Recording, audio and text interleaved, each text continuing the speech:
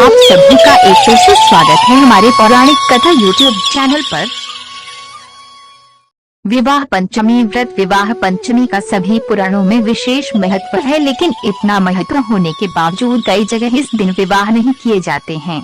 चाहे धार्मिक दृष्टि से इस दिन का बहुत महत्व है, लेकिन मिथिलांचल और नेपाल में इस दिन विवाह नहीं किए जाते हैं। त्योहार मनाया जाता है, लेकिन सीता के दुखद वैवाहिक जीवन को देखते हुए इस दिन विवाह निषेध होते हैं। भौगोलिक रूप से सीता मिथिला की बेटी कहलाई जाती है, इसलिए भी मिथिलावासी सीता के दुख और कष्टों को लेकर अतिरिक्त रूप से संवेदनशील हैं। 14 वर्ष वनवास के बाद भी गर्भवती सीता का राम ने परित्याग कर दिया था। इस तरह राजकुमारी सीता को महारानी सीता का सुख नहीं मिला, इसीलिए विवाह पंचमी के दिन लोग अपनी बेटियों का विवाह नहीं करते हैं। आशंका ये होती है कि कहीं सीता की तरह ही उनकी बेटी का वैवाहिक जीवन दुखमय न हो। सिर्फ इतना ही नहीं, विवाह पंचमी पर की जाने वाली राम कथा का अंत राम और सीता के विवाह पर ही हो जाता है, क्योंकि दोनों के जीवन की आगे की कथा दुख और कष्ट से भरी है और इस शुभ दिन सुखांत करके ही कथा का समापन कर दिया जाता है।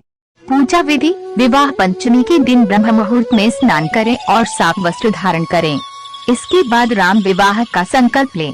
इसके बाद श्री राम और सीता जी की मूर्ति या प्रतिमा स्थापित करें। मूर्ति स्थापना के बाद भगवान राम को पीले वस्त्र और माता सीता को लाल वस्त्र अर्पित करें। ओम जानकी वल्लभाय नमः इस मंत्र का कम से कम 108 बार जाप करें और भगवान राम और सीता का गठबंधन करें। इसके बाद भगवान राम और सीता जी की आरती करें और गांठ लगे वस्त्र को अपने पास संभाल कर रख लें। इस दिन व्रत और पूजा करने का महत्व। मार्गशीर्ष मास के शुक्ल पक्ष की पंचमी तिथि को विवाह पंचमी का त्योहार मनाया जाता है।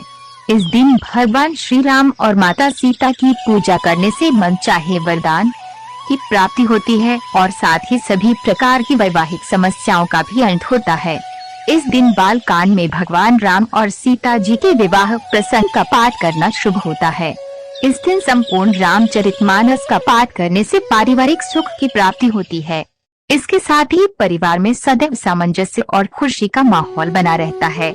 इसके अलावा इस दिन रात्रि में भगवान राम और सीता के भजन करना भी बहुत शुभ माना जाता है। समस्त व्रत कथाओं को सुनने के लिए आज ही हमारा चैनल सब्सक्राइब करें और हमारे नई व्रत कथा का नोटिफिकेशन पाने के लिए बेल आइकन दबाना न भूलें।